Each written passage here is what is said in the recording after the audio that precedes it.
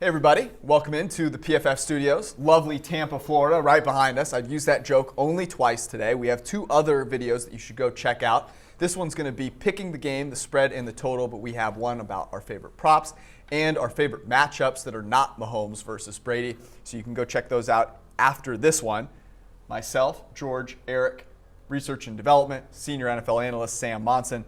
We're all three becoming degenerate gamblers together. Beautiful. Sam kind of a newbie to the group, but he's picking it up very closely. So the spread, -3. You might find it in some places -3.5, but I think -3 is where it settles. Total 56. Sam, what are you doing? I'm picking Kansas City, and I'm taking the over. I think the more I talk out this game, the more I think there's just too many ways the Chiefs win and too few ways that the Bucs win. Like, everything needs to align perfectly for them to be in this game and to keep it close and to eventually sneak one. Brady needs to have a perfect, clean game. So many things can go wrong for the Chiefs, and they can still win. And ultimately, I think they should cover because of that. Yeah, they're the most resilient team in football, right? We've seen them get double-digit deficits. We've seen them turn the ball over. The last time they were in Florida, they turned the ball over 4 times against Miami and won, by basically 6 points, but they were up by 17 at one point. One thing to note about the total, though.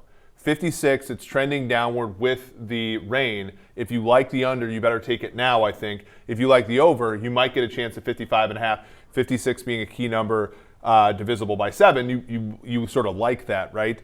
The thing that I like about the over in this one is, what's the biggest mismatch in favor of Tampa? It's the defensive line against the Chiefs' offensive line.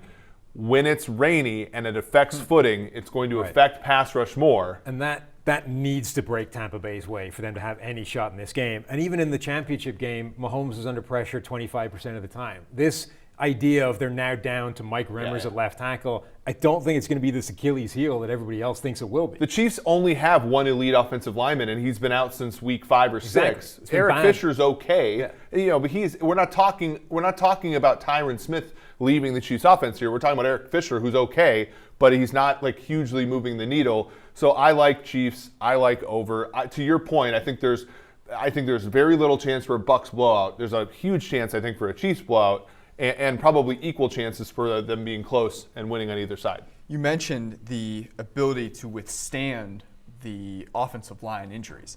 And what they did against the Bills, I thought, was indicative of that. Just a 5.8-yard average depth of target for Mahomes. It was his lowest since the opening game against Houston, but he averaged 8.6 yards per attempt. Like, their ability, the Chiefs' ability to score and gain yardage, regardless of what they're dealing with, is insane. And also the way they play offense, all the things we talk about of sort of helping Mahomes look good in addition to him being amazing. They run as many RPOs as anybody in the NFL. They have one of the best screen games of any team in the NFL. All these things that make Mahomes look good also inherently make the offensive line look good. They're protecting that without doing anything. Like, the system is already built to mitigate problems on the offensive line. So when they actually have some, it should just pick up where it left off. People always talk about, trying to increase variance when you're an underdog.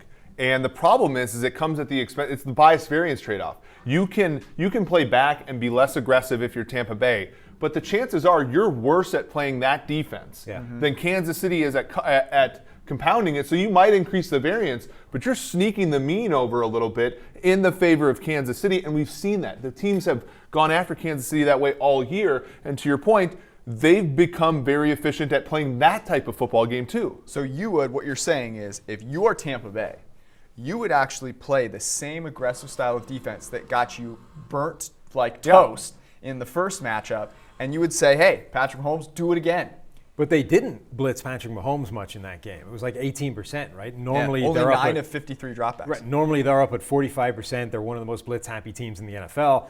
They got torched in that game. They were playing kind of aggressive on the back end. But in terms of getting after Mahomes and actually trying to blitz him and really go after him in the pocket, they didn't. I think it's the issue of coverage, right? The fact that their coverage was still aggressive. I would still, if you're good at that, you play it, and you just realize, look, we're not as good as Kansas City. We're going to have to play our game perfectly to win, and you have to do that. It's far easier to do that than, say, play another team's game good on the fly, when Kansas City is good at adjusting to it. Yeah. I hate to make this a clean sweep, okay? So I'm going to give you a little extra. I'm going to put a little spin on it, a little sauce on it here. Like the Chiefs -3, like over 56, but I also love Tom Brady's props. Okay, so think about this. You could bet him if you really want. You could take a look at his pass attempts, 39.5. You could take a look at his passing touchdowns, 2.5. And you could bet those with Kansas City. Then you have a nice middle there because if Kansas City is up big, he's got to throw. He's going to go over those props, and you can still win Kansas City -3 and the over. And I'll say this. I could see this game getting out to a slow start. We did a prop segment that you should go check out, and one of your props, Eric, was Tampa Bay scoring first and on a field goal. Yep. The first half gets out to a little bit of a slow start. You come out of halftime, you get Kansas City coming out. They're ready to go. They score a touchdown. The second half over, 27.5. Yep.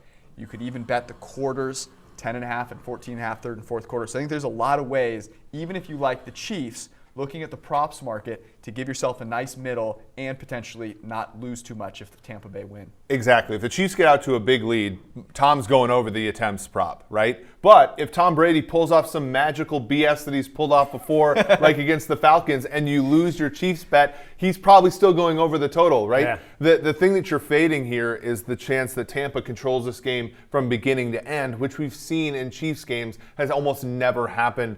And you almost have to make a case that that's going to happen before you don't bet into these Brady overs. What do you think that, Sam, is? Like, so if Tampa Bay is going to control the game, how many things have to go right for them to do that? It's crazy. When you look at the sort of game flow situation, I think almost every way that breaks goes against Tampa Bay as well. If they get out to a big lead, the Chiefs are happiest when they're in a double-digit hole. It's absurd. All the stuff you talked about in our previous segments of, them having to hand the ball out to Clyde Edwards-Helaire. When they're down 15, they're just like, screw it. Yeah. Let's just throw the ball. That's what we do best anyway.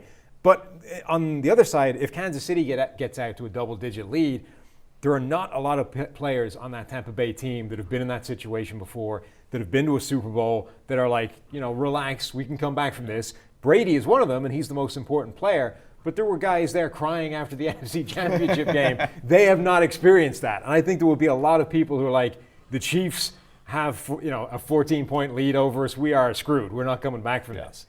Yeah, I do remember a particular Super Bowl that occurred in Houston where there were some players around Tom Brady who may not have thought that they could come back. And somehow, by hook or by crook, this guy has been doing it for 20 years and somehow pulls a rabbit out of his head, to quote our main man, Jason Witten, at every turn. From the tuck rule to throwing it into 17-man coverage to Julian Edelman, and Edelman coming down with it, down 28-3. To managing the game against the Rams, the last time he was in it, right?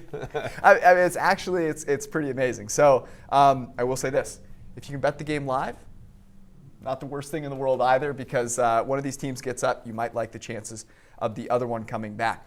We will be with you throughout the game. You can follow us on Twitter, obviously, at PFF. If you don't have a PFF subscription yet, use Super Bowl 25 as your promo code. Get 25% off. The props tool has over 200 props in there. You'll get all the premium content to get you ready for this big game and bet it all the way through. And then, of course, after the game, we'll have you covered as well. I think we're going to drag Eric into the studio and we're going to go live regardless of whether they win or lose. So that should be exciting. In fact, I would say the best part of this entire filming today has been him doing Brett Favre impressions. Definitely. 100%. Maybe. Thanks for hanging out with us. Go check out the other 2 videos that we recorded on the Super Bowl. And of course, enjoy, have fun, and be safe.